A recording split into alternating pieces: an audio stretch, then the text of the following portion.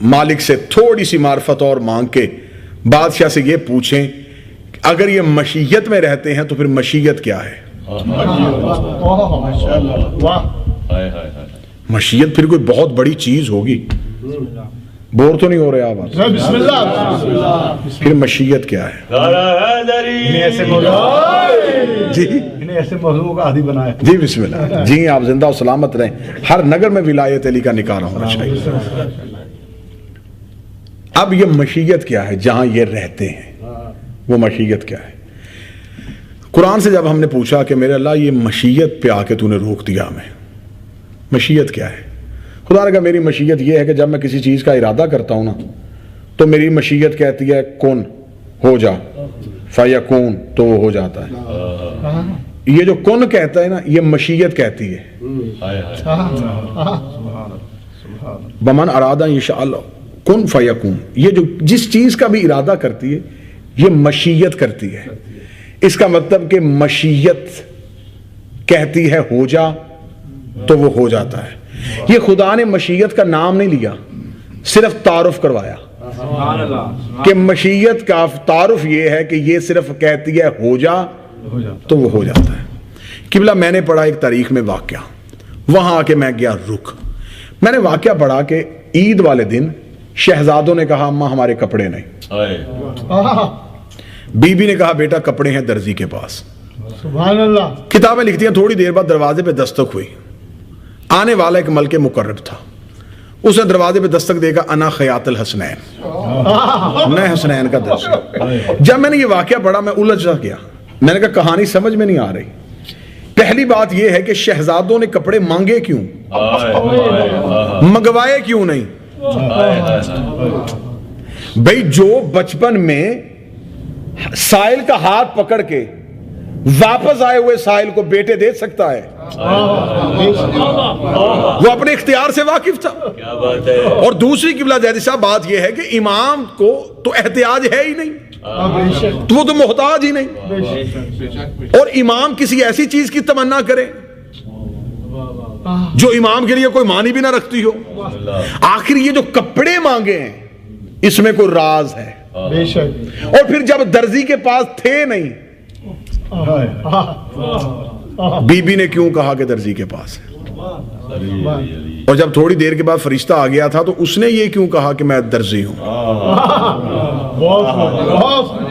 سبحان اللہ. بہت خوب. اسے پتا ہے کہ اندر بیٹھی فضا کو بھی پتا ہے کہ میں جبریل ہوں،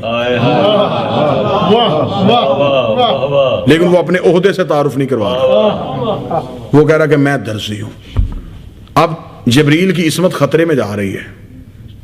کیا کہیں معاذ اللہ دروازے معصوم پہ آ کے معاذ اللہ سما معاذ اللہ غلط بیانی سے کام لیا. پھر غلط بیانی نہیں، پھر راز کیا ہے؟ وہاں تک تو میری پہنچ نہیں. جبریل کے پر پکڑ کے پوچھ لیتا ہوں. جب چلا ہی گیا تھا یہ کیوں نہیں کہہ دیا کہ بی بی میں جبریل ہوں اور جنت سے کپڑے لے کے آیا ہوں؟ تو نے یہ کیوں کہا کہ میں درزی ہوں؟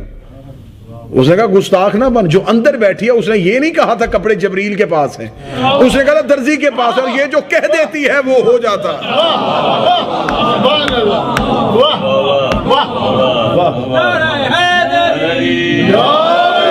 اس توحید کی مشیت کو زہرا کہتے ہیں. اس لیے امام نے فرمایا تھا ہم کائنات پہ حجت ہیں اور ہماری دادی بطول ہم پہ حجت ہے. اس لیے کہا تھا کہ یہ ام ابیہ ہے، یہ باپ کی بھی ماں ہے. ماں اسے کہتے ہیں جس سے کوئی چیز وجود میں آئی ہو. آج اس بادشاہ کے تذکرے کے لیے ہم آئے ہیں. امامت کمسنی میں بھی ہو تو امامت، یہ آپ کے آئمہ میں سے واحد امام ہے جس کی 25 سال.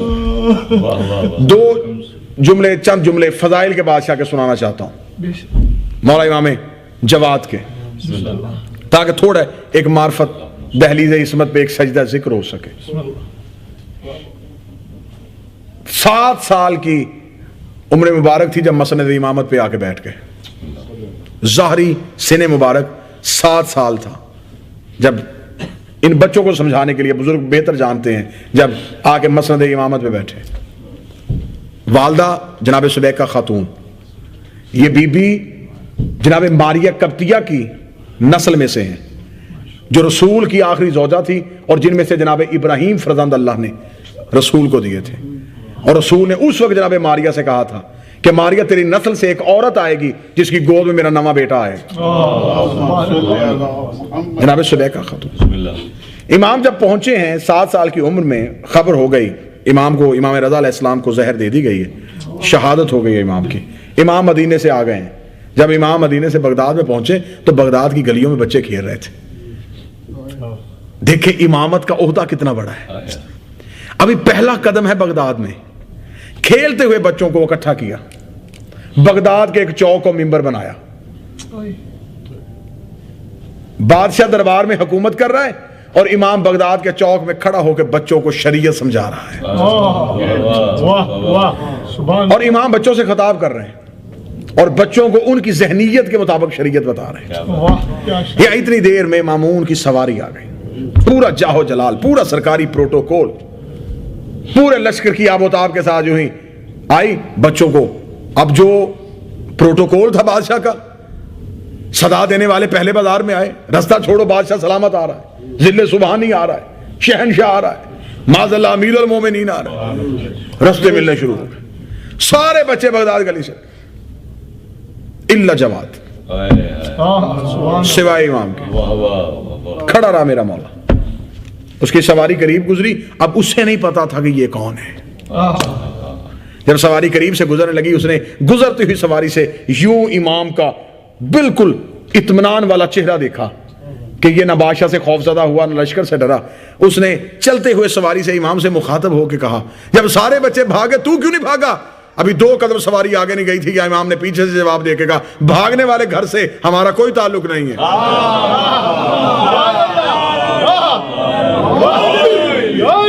بھاگنے والے خاندان سے ہمارا کوئی تعلق نہیں. لفظ کانوں سے ٹکرایا. مامون رک گیا. اس نے کہا کلام کسی غیر کا نہیں. جزاک اللہ. سواری کو پیچھے کیا، پیچھے کر کے کہنے لگا، جب سارے بچے بھاگ گئے آپ کیوں نہیں گئے؟ امام نے کہا 3 حالتوں میں سے کوئی ایک حالت ہوتی تو شاید میں بھی چلا جاتا. اگر رستہ تنگ ہوتا، تیری سواری کی جگہ نہ ہوتی، جبکہ رستہ تنگ نہیں تھا، میرے کھڑے ہونے کے باوجود بھی تیری سواری گزر سکتی تھی. دوسری حالت یہ ہوتی کہ مجھے خوف ہوتا تجھ سے، واہ سبحان اللہ. اور خوف میرے اندر تیرا ہے نہیں. واہ تیسری یہ شرط کہ اگر تو ظالم ہوتا. اب تو بتا تو ظالم ہے؟ واہ. یعنی کہ بچپن کی امامت بولتی رہی اور شاہی کا بڑھاپا کمزور ہوتا چلا گیا. واہ واہ. جب اس نے پورے لشکر کے سامنے یوں امام کا کلام سنا اور امام کی گفتگو سنی، لاجواب ہوا. جب اس نے اپنی سواری کو چند قدم آگے چلایا تو اس کے ہاتھ پہ آ کے اس کا جنگلی باز جو شکار کے لیے یہ اپنے ساتھ رکھتا تھا وہ اس کے ہاتھ پہ آ کے بیٹھا. اس کے چون میں چھوٹا سا ایک مچھلی کا بچہ تھا.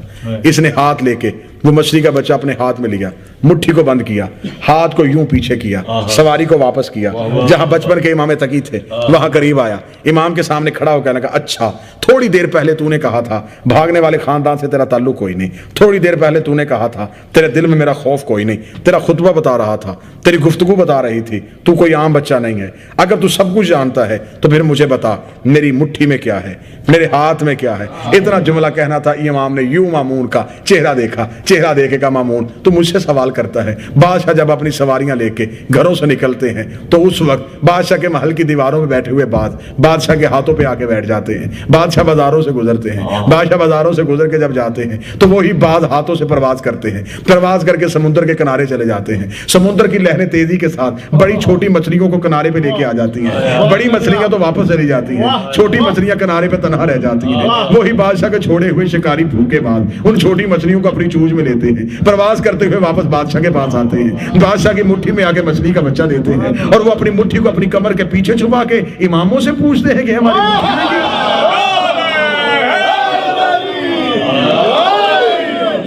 انا ابن الرضا، میں رضا کا بیٹا ہوں.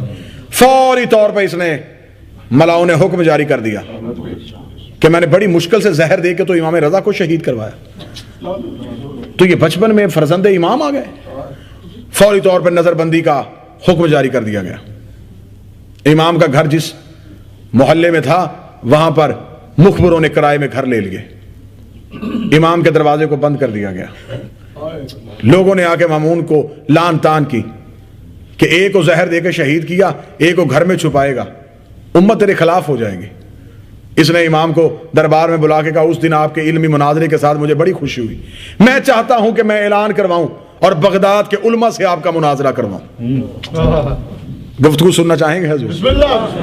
بغداد کے علماء سے آپ کا مناظرہ کرواؤں۔ قبلہ شاہ صاحب توجہ فرمائیے گا، تمام کو بلا کے یحییٰ ابن اقسم جو درباری مولوی تھا بہت بڑا، اسے بلایا گیا امام سے مناظرہ کروانے کے لیے، اور امام کی عمر مبارک 8 سال۔ یحییٰ ابن اقسم آیا، یحییٰ ابن اقسم نے آ کے دربار کھچا کھچ بھرا ہوا ہے، لوگ دیکھنے کے لیے آئے ہیں کہ رضا کا بیٹا آیا ہے مدینے سے، فرزند رضا آیا ہے، دیکھنا چاہتے جیسے وہ کریم تھا ویسے یہ کریم ہے، جیسے وہ وقت کا محمد تھا ویسے یہ محمد۔ چہرہ دیکھنے کے لوگوں کا دربار میں رش، یا یحییٰ ابن اقسم نے کھڑے ہو کے مامون کا چہرہ دیکھ کے کہا کہ مامون تو مجھے پتا پہلے یہ سوال کرے گا یا میں کروں؟ امام نے فوراً مامون سے کہا یہ مجھ سے بحث کرنے آیا ہے، یہ تو جاہل ہے۔ جب بھرے دربار میں 8 سال کے امام نے یحییٰ ابن اقسم سے کہا یہ جاہل ہے، یحییٰ نے کہا آپ نے کیسے کہا میں جاہل ہوں؟ فرمایا مناظرہ مجھ سے کرنا ہے، اجازت اس سے لے رہا ہے، بحث تو نے مجھ سے کرنی ہے، مجھ سے پوچھ۔ اس نے کہا ہاں بتائیں سوال آپ کریں گے یا میں کروں گا؟ فرمایا پہلے سوال کر بعد میں تیری زبان لڑکھڑائے گی۔ اسے کہا میں پوچھنا چاہتا ہوں کہ اگر حالت احرام میں کوئی شکار کرے تو کفارہ کیا ہوگا؟ یہ سوال کر کے بیٹھ گیا۔ امام نے کہا تیرا سوال ہی انتہائی محمل ہے، سوال ہی معیوب ہے۔ کیوں؟ فرمایا تیرے سوال کی 22 حالتیں ہیں، تو نے کوئی حالت بتائی نہیں۔ سبحان اللہ، واہ۔ اس نے کہا 22 حالتیں کیسی؟ امام نے فرمایا پہلے یہ تو بتا شکار حرم کے اندر کیا ہے یا باہر کیا ہے؟ شکار دن کو کیا گیا ہے یا رات کو؟ پرندے کا کیا گیا ہے یا جانور کا؟ غلام نے کیا ہے یا آزاد نے؟ مجنون نے کیا ہے یا عاقل نے؟ اگر تو حرم کے اندر ہوا پھر کفارہ اور ہے، باہر ہوا تو پھر اور ہے۔ پہلی بار شکار کیا تو کفارہ اور ہے، دوسری بار کیا تو کفارہ اور ہے، سبحان اللہ۔ پرندے کا کیا تو کفارہ اور ہے، جانور کا کیا تو کفارہ اور ہے، غلام نے کیا تو کفارہ اور ہے، آقا نے کیا تو کفارہ اور ہے، پاگل نے کیا تو کفارہ اور، عاقل نے کیا تو کفارہ اور۔ 22 حالت امام نے پڑھی، دربار پہ خاموشی تاری۔ یحییٰ ابن اقسم اٹھا، اس نے کہا 22 ہی بتا سکتے ہیں؟ امام نے فرمایا جو حالتیں بتا سکتا ہے جواب بھی بتا سکتا ہے۔ 22 حالت ہو گئی۔ امام نے فرمایا اگر اس نے حرم کے اندر کیا ہے تو پھر اس کا کفارہ اور، اگر اس نے پرندے کا کیا ہے تو مرغ سے کفارہ شروع کرے گا، ہرن کا کیا ہے تو ایک بکری کفارے میں دے گا، جیسے جیسے شکار بڑھتا چلا جائے گا ویسے ویسے کفارہ بڑھتا چلا جائے گا۔ پہلی دفعہ شکار کیا ہے تو معاف ہے، دوسری بار کیا ہے تو کفارہ دے گا۔ غلام اور آقا کی امام نے کہا بحث ہی کیوں نہیں، کیونکہ اگر حرم کے اندر ہے تو وہاں غلام اور آقا ایک ہوتے ہیں۔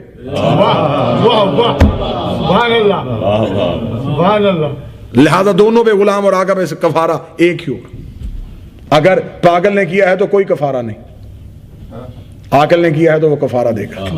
22 حالتیں تمہارے مولا نے جواب دی۔ یحییٰ ابن اقسم کے چہرہ زرد تھی، بیٹھنے لگا۔ امام نے فرمایا میں بھی کچھ پوچھوں؟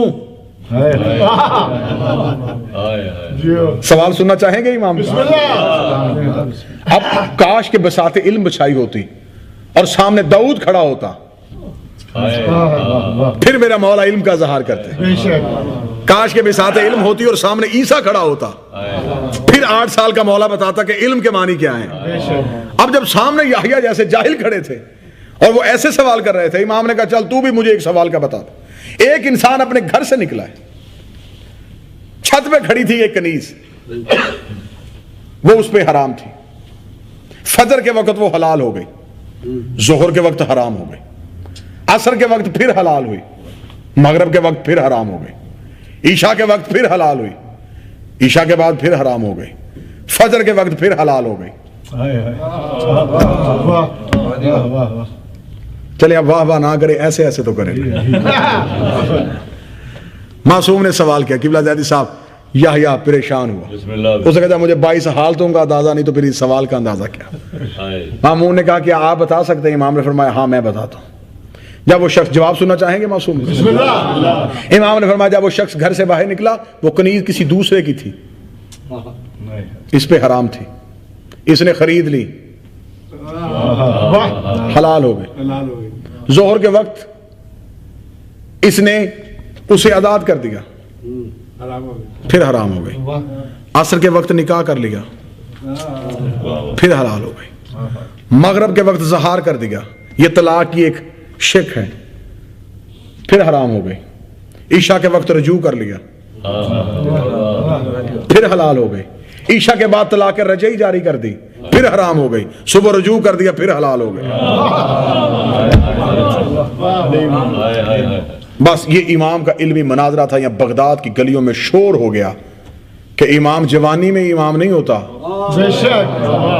इमाम बचपन में भी इमाम। वो इमाम रजा का बेटा आया है और वो 8 साल की उम्र में उसने दरबार में तमाम सबको लाजवाब कर दिया। शोर हो गया कि आज के बाद मसलों का हल दरबार से नहीं पूछना, इस मौला से पूछना। जब लोग शरीयत पूछने के लिए मौला इमाम तकीउल जवाद की दहलीज पे आने शुरू हो गए, इसलिए फिर दूसरा जो इनकी साजिशें होती हैं, इसलिए फिर दूसरी साजिश चली। इसे कहा मैं अपनी बेटी उम्मुल फजल का अक्द मौला से करवा देता हूं, ताकि उम्मुल फजल का अक्द करूंगा। लोगों ने, अब्बासी सारे खिलाफ हो गए मामून के। उन्होंने कहा ये क्या करने लगा, अब्बासी खानदान में शहजादों की कमी है कि तू उम्मुल फजल का निकाह इमाम तकी से करने लगा है। उसने कहा मैं चाहता हूं कि इमाम तकी का अक्द मेरी बेटी से हो, ताकि इमाम की जो औलाद हो मैं उसका नाना बन सकूं। इस लालच में बड़े बड़े लोग रिश्ते दे गए, लेकिन अहले बैत में शामिल नहीं हो सके, नबूवत के खानदान में शामिल नहीं हो सके। और ये तुम्हारा वो इमाम है जिसने 7 साल की उम्र में मुसीबतें बर्दाश्त की। तुमने करबला का गरीब 28 रजब को मदीने से जाता हुआ देखा है। कितनी ज़ाहरी उम्र मुबारक थी मेरे मौला के हुसैन की, 57 साल। और जब इमाम तकी ने मदीना छोड़ा है, उम्र 7 साल थी। 7 साल की उम्र में मदीने की गलियों में अकेला फिर रहा है। आधी रात के वक्त कब्र रसूल पे गया, कब्र रसूल पे जाके कहने लगा नाना एक बार कब्र से बाहर निकल, जैसे हुसैन मिलने के लिए आया था वैसे ही आज मैं मिलने के लिए आया ना, मेरे जद हुसैन वापस आए। तो जो फरमाइएगा मुसाहिब में चंद जुमलों की इजाजत दीजिएगा, क्योंकि गरीब बगदाद का जनाजा है। 25 साल के जवान इमाम का जनाजा है। जितने जनाजे पे आए हो दिल खोल के रोना भी, पुरसा भी देना, क्योंकि ये वो इमाम है जिसकी लाश पे बहनें नहीं पहुंच सके, जिसकी लाश पे भाई नहीं पहुंच सके। इमाम मूसा काज़म के बाद ये भी वक्त का गरीब इमाम है। तवज्जो फरमाइए। आधी रात के वक्त मदीने में आके नाने की कब्र पे आके कहा नाना तेरा तकी मदीना छोड़ के जा रहा है। तो जो फरमाइएगा दूसरी दर्द इस इमाम का, 7 साल की उम्र में बाप को भी कफन दिया है, फुफी को भी कफन दिया है। इमाम रजा का जनाजे भी पहुंचा, मासूमा कुम की तदफीन भी। तीसरा दर्द इस मौला का, जब प्रदेश में आया सिर्फ मां साथ थी। बगदाद के जिस कोने पे इमाम ने अपना घर खरीदा वो बगदाद शहर से काफी दूर था। एक दिन मौला घर में वापस आए हैं,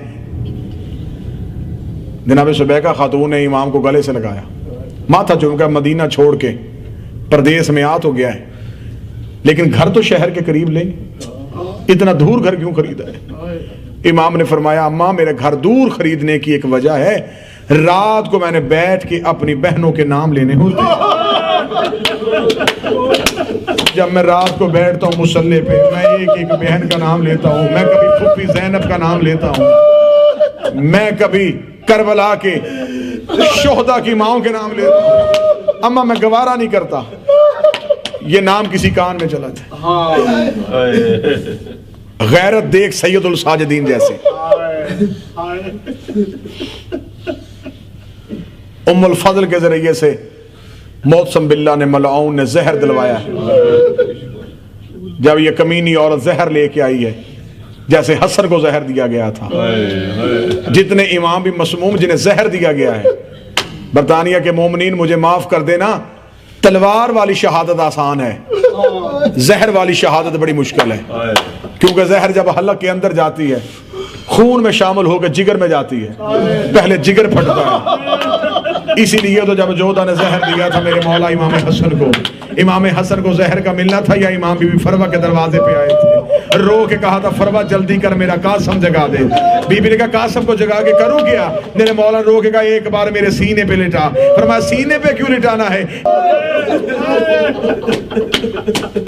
ایک بار میرا قاسم۔ سنت حسن ادا ہو گئی اس مولا پر، لیکن جب حسن کو زہر ملی بہنے بھی مدینے میں، اب اللہ جانے اگلے جملے پہ تم پرسہ دے سکو یا نہ دے سکو، غریب کا جنازہ ہے اور جنازے ویسے ہی آتے ہوئے اچھے لگتے ہیں کہ چیخوں میں جنازہ آئے، کیونکہ یہ جنازہ تنہا نہیں آنا، اس جنازے کے ساتھ ایک کالے برقعے والی بیوی بھی ہوگی جس کے سر سے برقعہ اترا ہوا ہوگا۔ جب تم چیخے مار کے جنازے کو کاندھا دو گے وہ رو کے گئے گی تم میرے غریب کے جنازے پہ آئے ہو، میں زہرا وعدہ کرتی ہوں تمہارے گھر کا کوئی غم ہو زہرا سب سے پہلے آئے گی، میں جنت کے دروازے پہ تمہارا استقبال کروں گی۔ ادھر ام الفضل نے زہر دیا، زہر کا آنا تھا، جو سید بیٹھے مجھے جملہ معاف کر دینا، ادھر امام تقی کو زہر ملا، امام نے کہا ام الفضل تو نے مجھے زہر دے دیا، میرا ایک کام کر مجھے 2 گھونٹ پانی پلا دے، پانی کا نام آنا تھا۔ ام الفضل ایک کمینی عورت نے پانی کا ایک گھونٹ لے کے امام کے قریب آ کے اس نے پیالے سے پانی زمین پہ گرانا شروع کیا، ادھر پانی زمین پہ گرا، یا کربلا کا حسین آیا آ کے تقی کا سر اپنی گود میں رکھا، فرمایا آنکھیں بند کر میں بھی پیاسا تو بھی پیاسا، لیکن جناب تقی نے امام حسین کے گلے میں باہیں ڈالی، آواز آئی میرے دادا حسین تیری اور میری غربت میں فرق ہے، تیری لاش میں تیری بیٹی آئی تھی اور میری مدینے بیٹھی ہے، اتنا جملہ کہنا تھا۔ امام نے کہا تقی جو میری لاش پہ آئی تھی تماچوں کے ساتھ اٹھائی گئی تھی، یا اِنَّ لِلَّهِ وَإِنَّا إِلَيْهِ رَاجِعُونَ، ماتم حسین۔